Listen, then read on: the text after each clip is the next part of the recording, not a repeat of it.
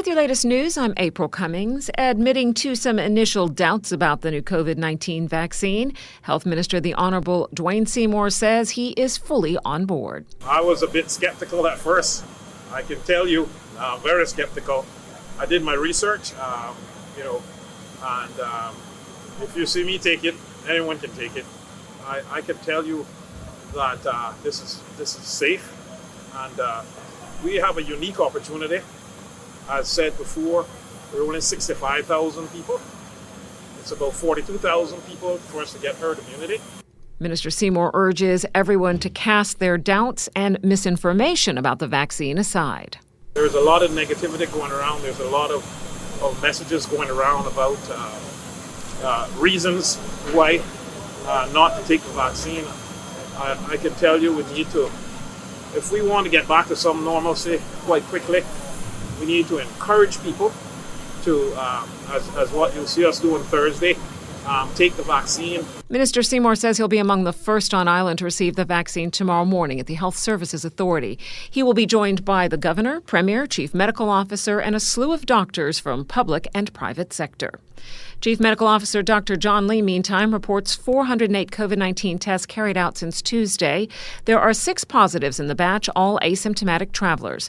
With the arrival of the British Airways flight yesterday, there are now 1,245 people in isolation. The next time you visit the Health Services Authority, expect a call checking on your HSA experience.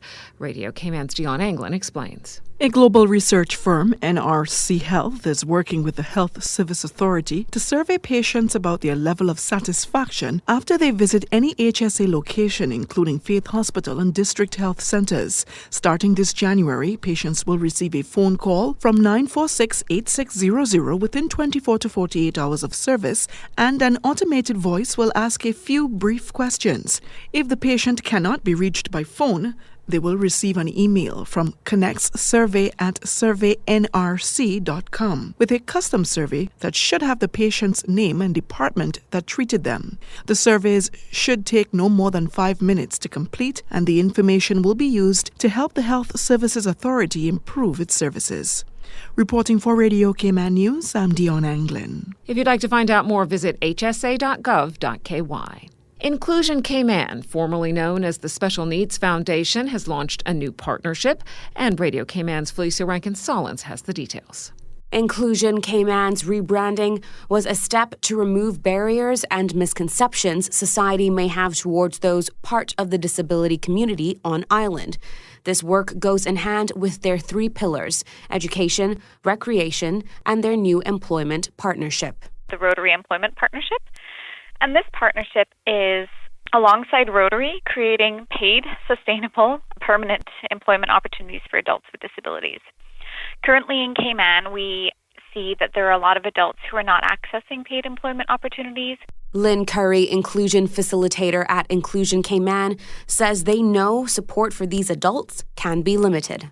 So we really wanted to recognize that there are so many families or individuals with disabilities who are transitioning into adulthood, who want to have a job, who want to be a meaningful member of our community. Employment is a huge part of our lives because we need it to pay our bills, to do all the things that we might love to do. So that is equally as important for persons with disabilities. This ties into their overall mission to create a fair social environment. Is to cultivate and uphold values and practices that ensure the equal rights of all individuals regardless of ability. So currently in Cayman, we have a lot of families who face lives of segregation and exclusion. And that's because they have a disability, right? It's the way the society has determined that because they have a disability, they need to go to segregated education or excluded from community, can't access recreation like persons without disability in the community.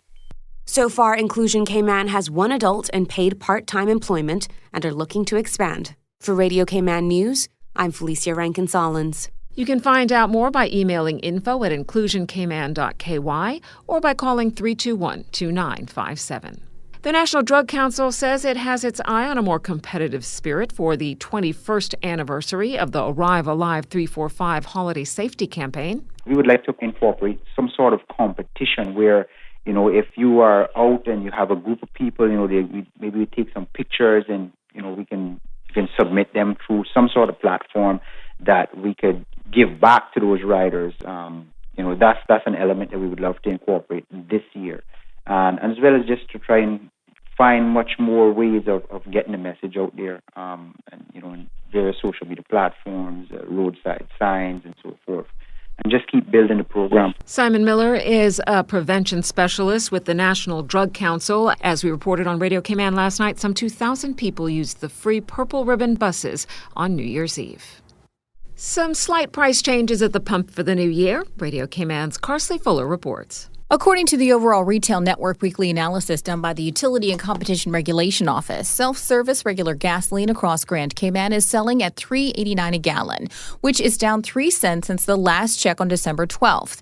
Premium gasoline averages are $4.27 a gallon, a drop of 2 cents, while diesel is averaging $3.86, a bump of a penny. For a quick comparison, 6 months ago, gas prices in Grand Cayman were $3.87 for regular, $4.29 for premium, and $3.94 for diesel. For Grand Cayman, the average price of regular gas is $4.09 a gallon. The cheapest is reportedly being sold at Mike's 7 Mile, where Offreg says it's selling for $3.77 a self-service gallon. The average price for regular gas in Cayman Brac is $4.12 a gallon. Folks on Little Cayman are still paying $4.92 a gallon. On the diesel side of things, the average price is $3.84 on Grand Cayman.